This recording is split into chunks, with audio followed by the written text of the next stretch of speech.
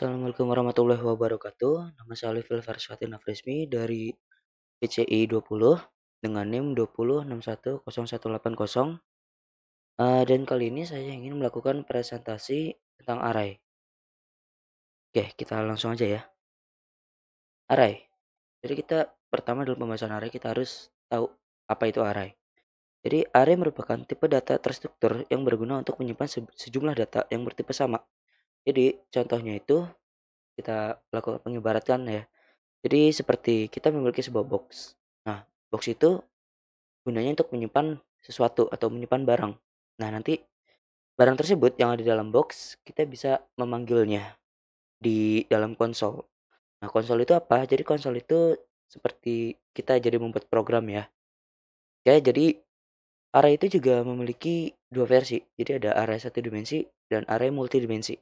Nah, next. Oke, array satu dimensi dan multidimensi. Array satu dimensi kita mulai dari sini dulu ya.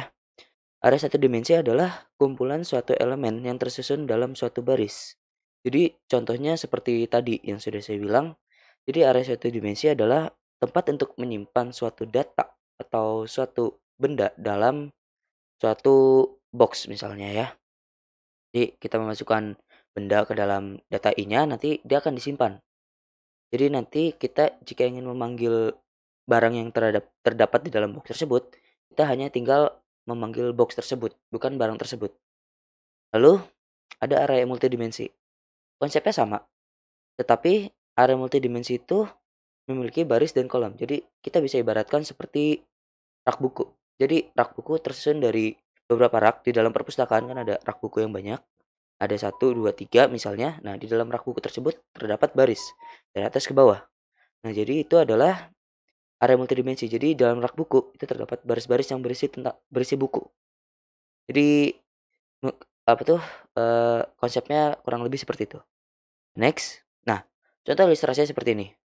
Array satu dimensi karena dia cuma satu dimensi, jadi rak 1 dan rak 2 memiliki jumlah dan kategori. Jumlah dan kategori. Misalnya dalam rak 1 memiliki jumlah. Lihat kita dalam rak 1 kita memiliki berapa jumlah buku yang ada di sini. Dan kategorinya ada berapa apa aja. Jadi lalu di rak kemudian ada seperti ini. Sama seperti ini, oke. Next dan sama. Nah, jika di array multidimensi itu raknya itu dijadikan satu. Jadi datanya itu dijadikan di satu box. Nah, itu kita bisa memanggil banyak-banyak data lagi. Oke, next. Nah, ini merupakan flowchart. Jadi nanti saya akan menunjukkan flowchartnya dari program saya. Ini simbol dan flowchart adalah suatu bagian dengan simbol-simbol tertentu yang menggambarkan urutan proses secara mendetail dan hubungan antara suatu proses atau instruksi dengan proses lainnya dalam suatu program. Jadi flowchart itu seperti susunan langkah-langkah awal kita dalam membuat program. Jadi supaya mempermudah kita dalam membuat program. Dan next kita lihat flowchartnya. Nah, ini merupakan flowchart dari program yang saya buat.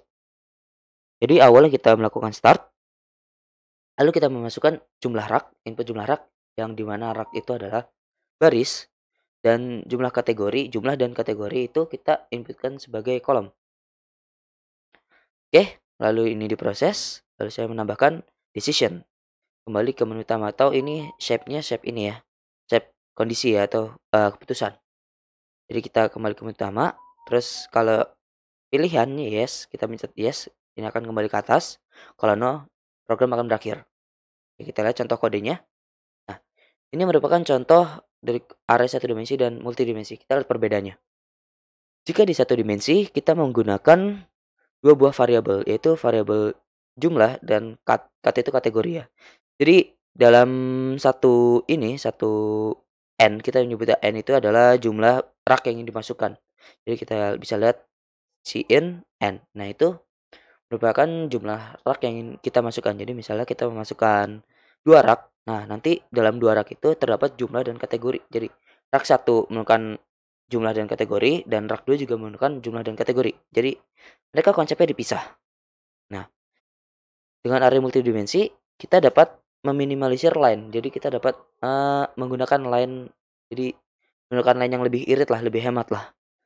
Nah, kita bisa lihat di sini, jadi kita memasukkan n, jadi si n, jadi jumlah buku yang ingin didata, rak yang ingin didata. Nah, lalu n-nya itu akan dimasukkan dalam satu variabel. Dalam satu variabel ini saya masukkan dalam variabel purpose ya. Lalu masukkan n-nya, jadi n 2. Nah, 2 ini merupakan kolom. Lalu kita bisa lihat di sini, kita lihat getLine, sin, purpose, i, dan 0. Nah, karena array dimulai dari 0, kita memasukkan dimulai dari 0. Jadi array itu misalnya kita masukkan array 2. Jadi 0 dan 1. Kalau 3, 0, 1, 2. Seperti itu. Jadi kita bisa lihat di sini, ini kan codingannya lebih panjang ya, kalau ini lebih pendek. Nah, oke. Nah, ini merupakan outputnya ya dari codingan saya. Jadi yang saya bilang tadi, rak pertama kita masukkan 2 rak, terus kategori pada rak pertama, jumlah buku pada rak pertama, dan nanti di terakhirnya saya membuat decision apakah Anda yang kembali ke menu utama, yes. Kalau yes, kita akan kembali ke menu utama, jika no, program akan selesai. Oke, mungkin seperti ini saja, video dari saya. Assalamualaikum warahmatullahi wabarakatuh.